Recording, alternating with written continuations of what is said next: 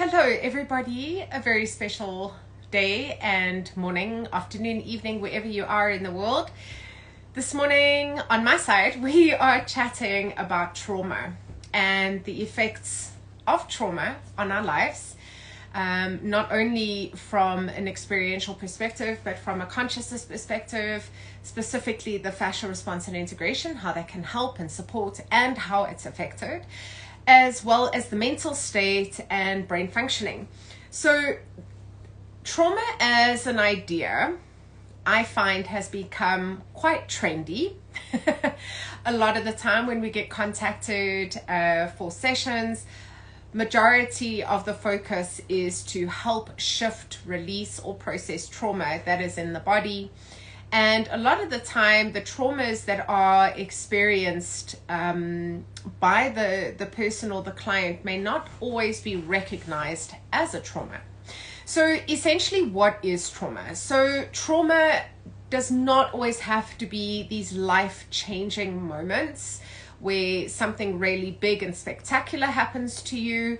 It can be as small as your friend on the playground in class 1 or grade 1 who never shared their sandwich with you and you got offended or you got upset by the experience. That can be a trauma. It can be a trauma of rejection, abandonment, etc. And it can spark off insecurities of not feeling worthy enough to actually have had half of that sandwich. So what is so important to remember about trauma is it is not always what we perceive it to be and what we have been programmed to identify it as. Trauma is simply an experience. Now, from a consciousness perspective and the way that life works, there is not a single moment in your life that you have not created for yourself to experience. When we deal with trauma, that can be a very sensitive statement. You can even feel quite annoyed with me when I say something like that. But it is time that we start realizing that the choice of everything we do in our life is something that we are creating. We're creating the choice to have certain experiences. We're choosing to continue trauma experiences. We're choosing to still identify with trauma experiences. So at the end of the day, it is simply a choice. One of my absolute favorites, Dr. Bruce Lipton, oh my gosh, he's amazing. But I just have such a chuckle because whenever he is interviewed, he laughs and he's playful and he's fun. And one of the interviewers on a series that I'm currently watching on Gaia TV, if you haven't got Gaia TV, oh my gosh, do yourself a favor and download it. So valuable, such valuable information. There's a series on there called Superpower, which discusses all aspects of how we're connected to this world, to this life. And there's an extended interview with him, and the interviewer actually asks him, how is it that you are so happy? And his answer was very simple: I choose to be. So what is so important, and this also is very relevant to trauma as a topic of what we're discussing today, everything is a choice. So yes, you may have had experiences that may not have been flavorful or your preferred flavor of experience, but it has happened, and it has happened for a reason. A very important part of trauma processing is the understanding that you as a human being, there is only one of you in this entire world. So you are very, very valuable to the overall picture and expression of this earth and this time that we're experiencing in this life. So the traumas that you have had and the trauma experiences that you have had are valuable too. And this can also be something quite sensitive, and you might get, again, annoyed with me for stating it, but every experience that you have had in this life leading up until this current moment in time of you watching this video have been necessary because they have gotten you to this day and this time in every way that you are. And as we discussed from a fascia response and integration perspective, everything is an expression. So every part of that previous life experience up until this day and time is valuable because it has created the story that you are in this current day.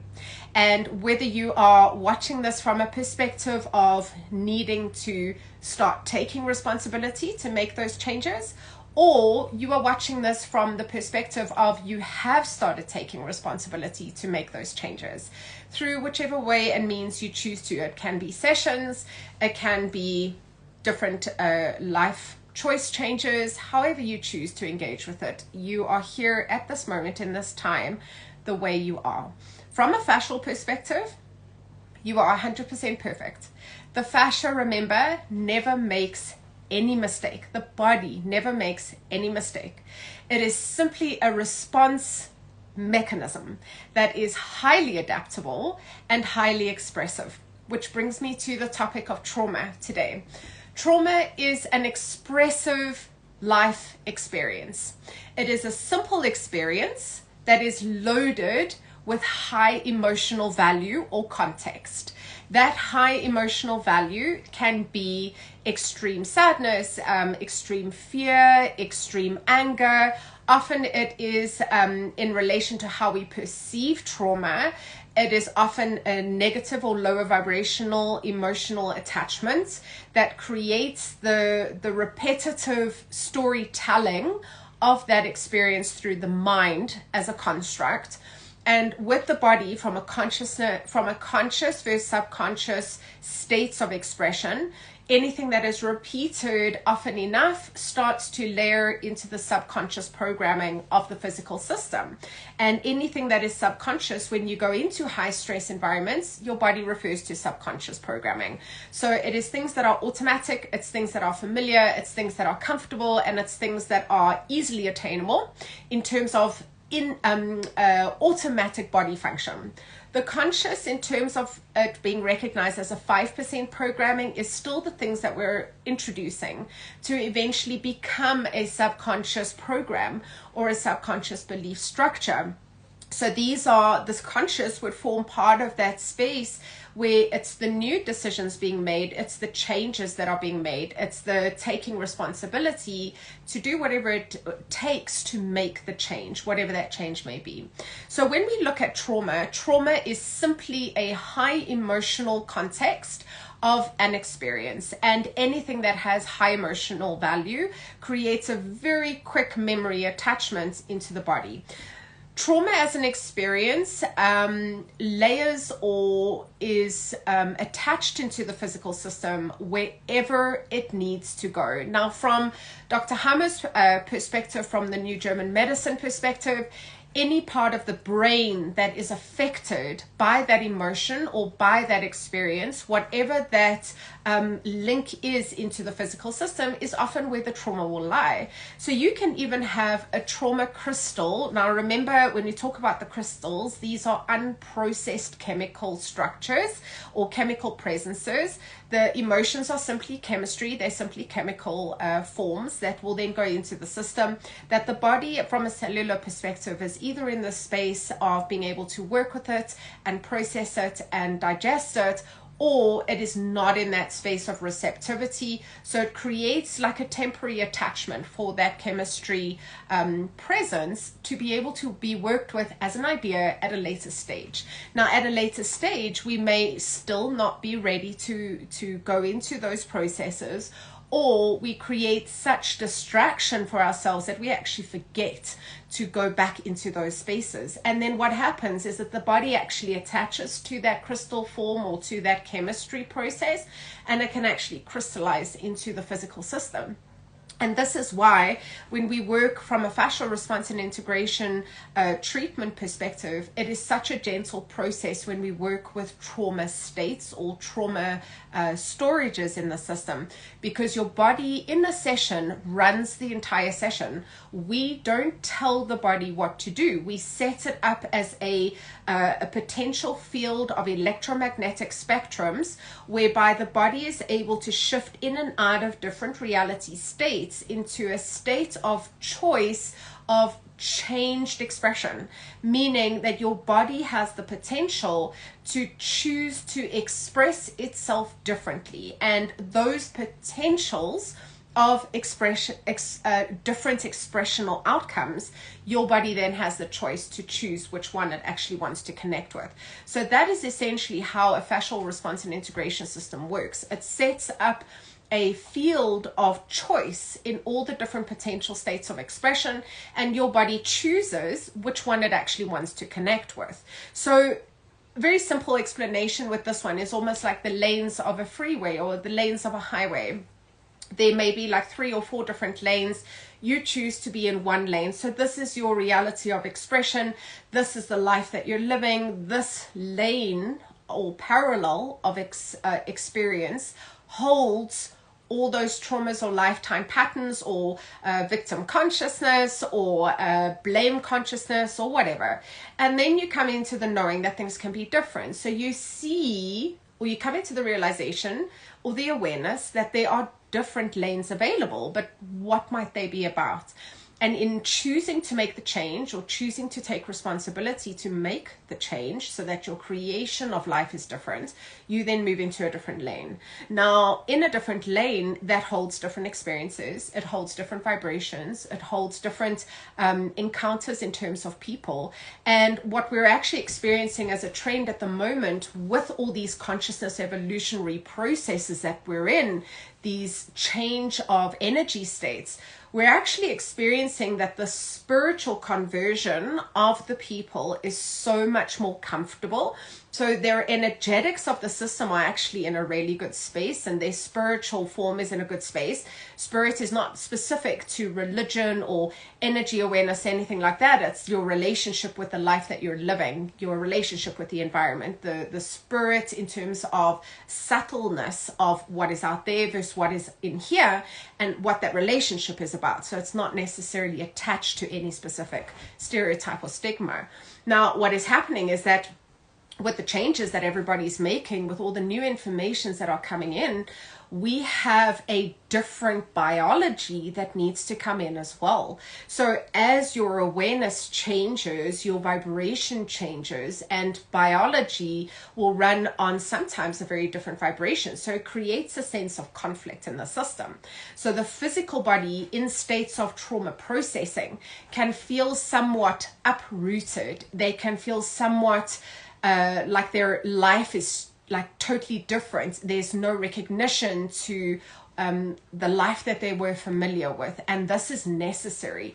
So the actual processing of trauma, as it starts to release from the system, or as it starts to process all those stored chemistry crystals, can be very traumatic in itself.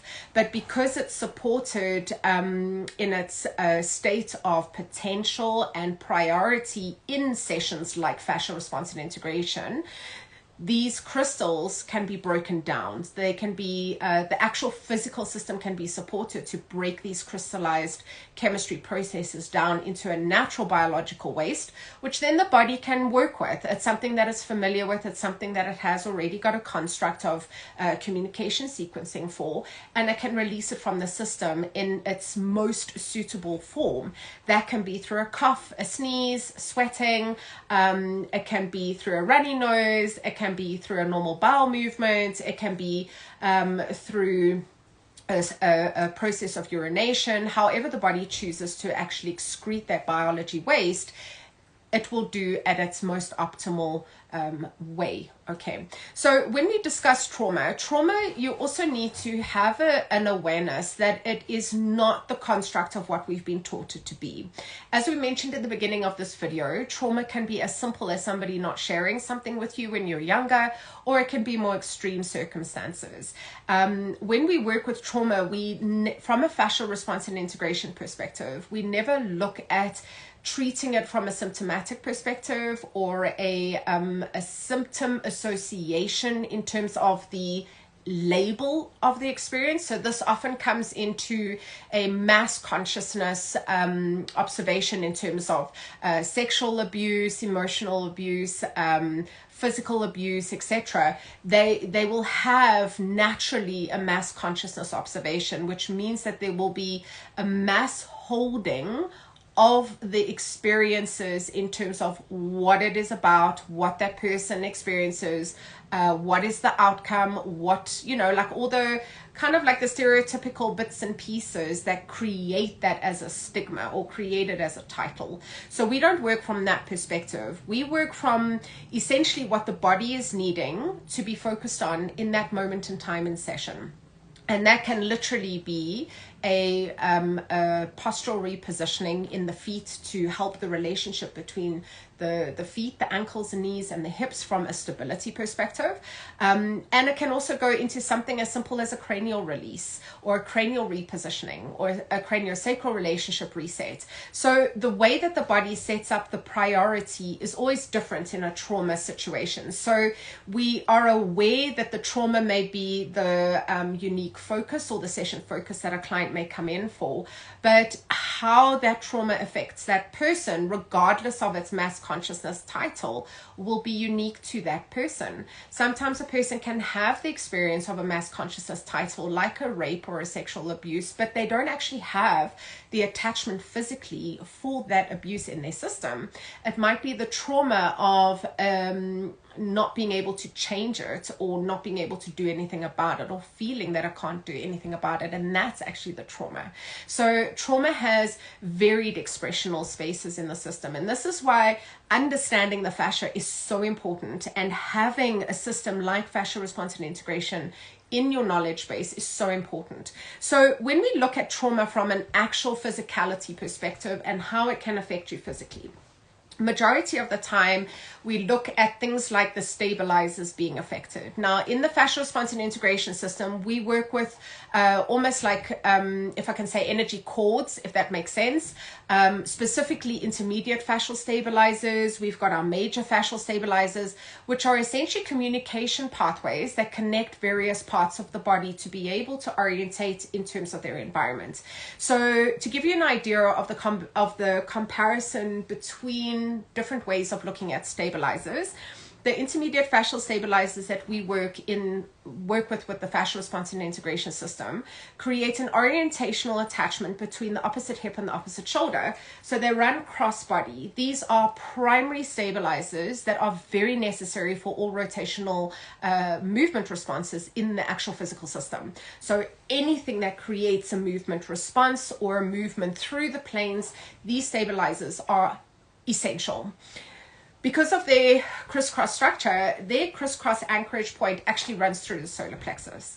Now, the solar plexus, in terms of an emotional involvement with one's life, is all related to courage. It's all related to its engagement with the external environment and what that relationship is all about. And if you just have a look at its placement physiologically, this is over your diaphragm and the leading into the sternal cartilage. So when you have a compression through here, all these systems are going to be affected. Now, if your stabilizers are not connecting, you will often have an experience of instability, which is often what trauma creates. It's a space with heightened emotional involvement whereby the person feels unsafe, they feel unstable, and they feel like they have no control over the situation. So the trauma experience can actually disengage these stabilizers to help the body be a little bit more free, be a little bit more flexible, detach from the experience emotionally, and then often the systems can re-engage. But now, because the physiology is so disrupted in terms of the intense chemistry instructions that came in from that experience, and again, this can happen from watching a TV program that you just didn't like. It doesn't have to be major trauma experiences. But when these bodies come into the space of re-engagement, the chemistry is different. You're in fight-flight response. So the blood propulsion's in the lateral extremities of the system. The central system is not engaged. It does not recognize that you're in a space of safety. So you can actually re-engage the stabilizers incorrectly. And often what happens is that instead of them running hip to shoulder, they actually start running hip to diaphragm or hip to rib cage, which means that it creates a compromise through the diaphragm. It locks that diaphragm in. Now remember, the diaphragms are not limited to the actual respiratory diaphragm. You've got a thoracic diaphragm, the sphenoid diaphragm, and you've got a pelvic diaphragm.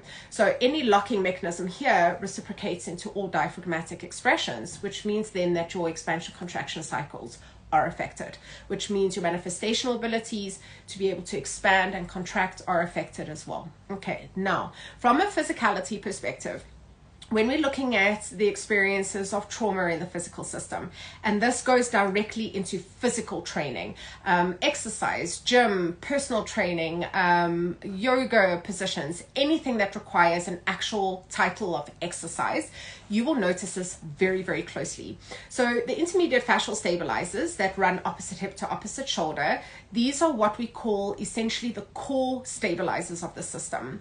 They help orientate above and below. They help communicate left and right. They bring into communication sequence all planes of existence. If you have a compromise in those, from a Western anatomical perspective of physical training, often these are titled as your core.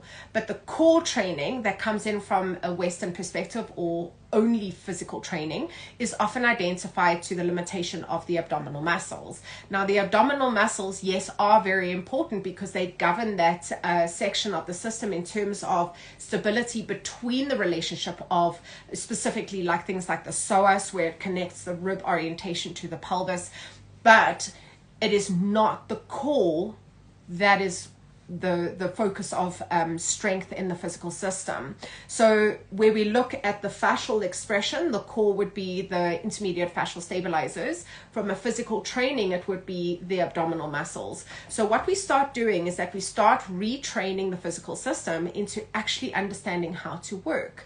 Now, you can have somebody who has exceptionally strong abdominal muscles, but in a physical exercise performance, they are recognized as having a weak core, because it is not the abdominal muscles that form the core structure or stability in that physical system. It's actually the intermediate fascial stabilizers.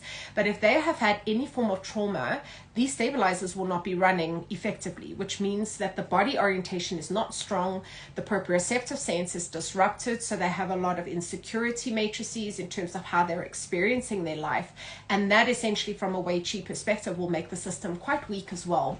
So if you are a physical trainer, if you do work with clients from a physical training perspective, these are concepts that are very important to know.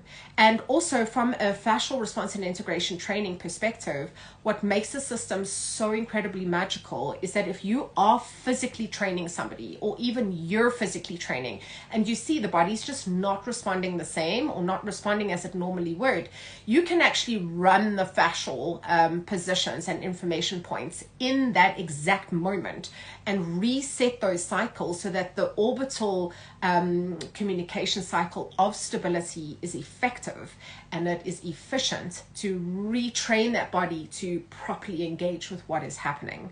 And this is often why in physical training environments, things like general gymming or running or things like that, the body can actually be muscularly trained into stabilizing. But there we get over time, and over long periods of time, we get incorrect responses from the physiology because, for example, if you're using your deltoids to stabilize the shoulder because this stabilizer is not connected into the shoulder, it's connected into the rib cage, this muscular action then becomes almost like an invasive response for the physical system. It will participate as a temporary stabilizer, 100%, but over long periods of time, and especially if put under strain of physical density or physical training, that will eventually offset its stabilizer engagement into another muscle. So it will often look for the closest point of reference, which then often goes into the neck and shoulders, and then we start getting really sore neck and shoulders, not because we have sore neck and shoulders, but because we've got a muscular action responding or coordinating an instruction that has actually got nothing to do with that muscle. That muscle's response is a certain pattern of contraction and relaxation and attachment. It is not to stabilize. your stabilizers in the system are what are prioritized. And when we work with trauma specifically, this is often a system that we need to go into to reset, to recognize the safety of expression, to recognize the safety of connection, and to recognize the safety in being able to stabilize themselves. When you have stabilizers, whether they be major, intermediate, or micro, when you have stabilizers that are not stabilizing, these are very much aware in your everyday environments. You feel like you're not in control, you feel like you don't have stability, and this can even be an emotional result in terms of fluctuations in monetary things, job stability, it can be relationship stability, it can be just even how you feel stable and consistent and coherent in your own life experience. So it can have a very subtle emotional experience. But remember, whatever is happening internally, you will create as an external environment. So even from a very interesting perspective, often when we start re-engaging those stabilizers, predominantly the intermediate, which runs Chris' body, a lot of the clients actually start commenting on how their life is starting to respond so differently. Suddenly things are coming together, things are aligning, things are finally moving, they're feeling a little bit more comfortable. My relationship's in such a good space, my career is moving forward. So it is so important to remember that whatever is happening internally will have an expressional value externally. So if you have a lot of external aspects or things or experiences that are not in your space of happily receiving them or experiencing them, you need to start questioning what is actually happening on the inside. And through a fascia response and integration system, we can access those information points, and through the priority set up by the body in session, we can bring it back into balance.